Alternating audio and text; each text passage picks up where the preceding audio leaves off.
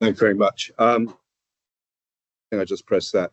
So these are just the National Child Measurement Programme. They get repeated all the time. Obviously, there was an increase over the period of the COVID lockdown. However, we still got back to over 1 in 5 children leaving primary school with a diagnosis of obesity, and that's very likely to persist into adult life. One of the big things that have changed, and I'm going to emphasise this quite a lot, NHS England decided to have complications due to excess weight clinics across the country to make it more equal distribution. There was Bristol, there was Southampton, there was Sheffield, maybe one in London. And actually now across the country, you've got 43 of these Q clinics either working as hubs or spokes.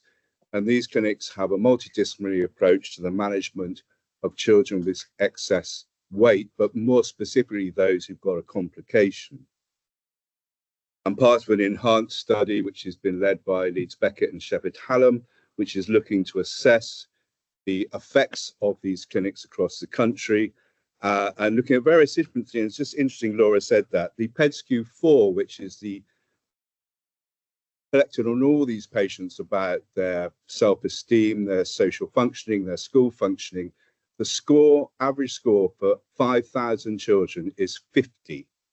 Now, 50 out of 100, a normal child who's got no complications will have a score of 85. Some of the children I look after with diabetes will have a score of 75. And children with inherited metabolic diseases I look after, which I consider terrible burden on the family and the child, score about 65. So this group are have the least quality of life of any children I've ever seen.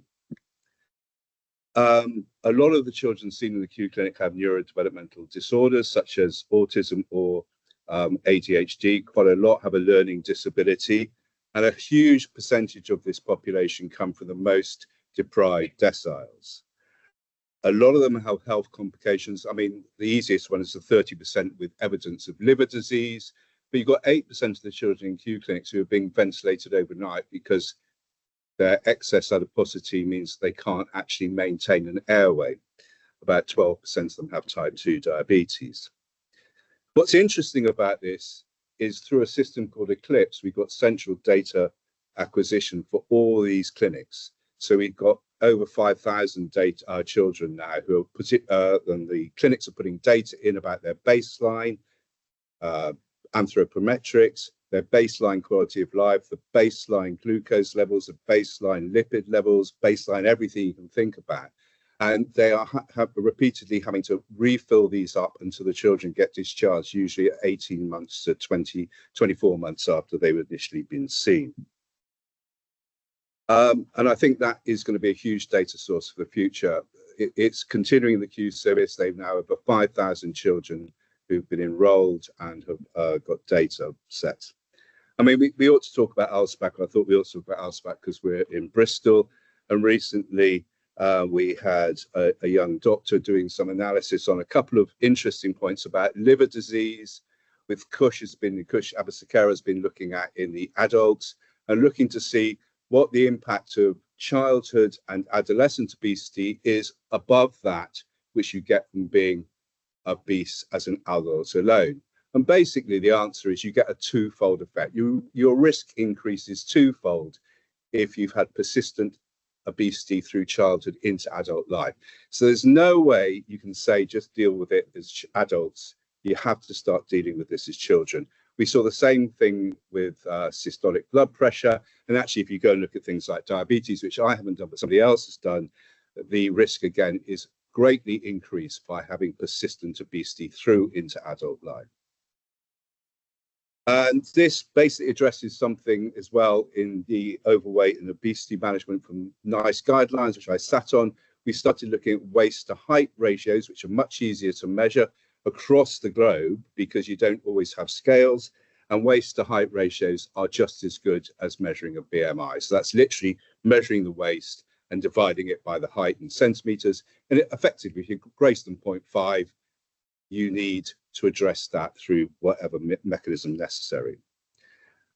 This is some work coming out from Munich, and I just want to point out that last line: a BMI Z-score 3.5 by the age of 12 without subsequent weight reduction yields an average life expectancy of 42 years. So that is 54. That's your life expectancy. This is the data from the Enhance, and you can see the average or median, I think, BMI STS from the Enhance, which is just the way down, is 3.73. So the median, at least half of those children are way above that. So their life expectancy is very, very poor unless we can do something about it.